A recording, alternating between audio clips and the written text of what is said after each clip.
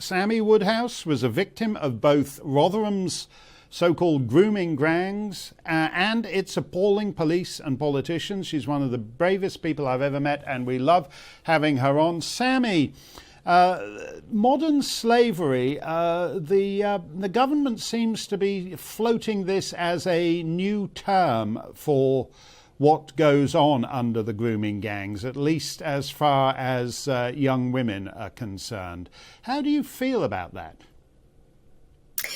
Well, I've been campaigning now for about 10 years and I hear so many different words, CCE, there's so many going around, and what it is, it's exploitation. And I'm really glad that we're talking about it. I've been campaigning around sexual and criminal exploitation for some time, but I do feel that we talk more about the sexual exploitation side more than criminal exploitation. I mean, if you look just at Rotherham, for example, throughout all the headlines of the Lexis J report, the Louis Casey reports, even the criminal, the trials, etc., we never dealt with criminal exploitation. And I remember even in the trial that I testified in, I said to one of the officers, all the charges are around sexual exploitation. What about criminal exploitation? And they said, well, we've got so many charges against them, we don't need to look at that. And I personally feel that, that's wrong. People like myself wasn't just criminally exploited, we was criminalised for that. And some of those charges will be on our criminal records for the rest of our lives.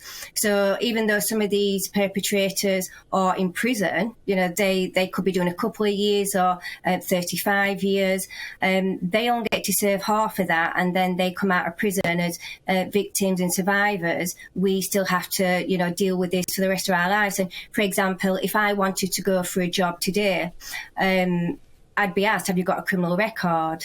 I'd say, yeah, and then I would have to go into, the details of why I have one. Yeah. I don't want to sit there and talk to a complete stranger that doesn't know me and tell them the fact that I was criminally and sexually exploited. So I think it's an area that we very much need to focus on. Yes, it's interesting to me, though, that a lot of the time I've found, particularly with what happened to you and to thousands of other girls up and down the spine of England, that when they try and find a term for it, in other words, to bureaucratize it, it's a way of sort of keeping it at a distance and disguising the ugly reality and the pain of it. When I've spoken to people in Yorkshire, for example, who start airily bandying the acronym CSE, I think, which is child sexual exploitation. And when they start saying CSE this, CSE that, I sort of feel they've found a bureaucratic drawer to file it away in, and to make the actual, what you went through, which is painful and leaves lasting scars, as a way of putting that at a distance.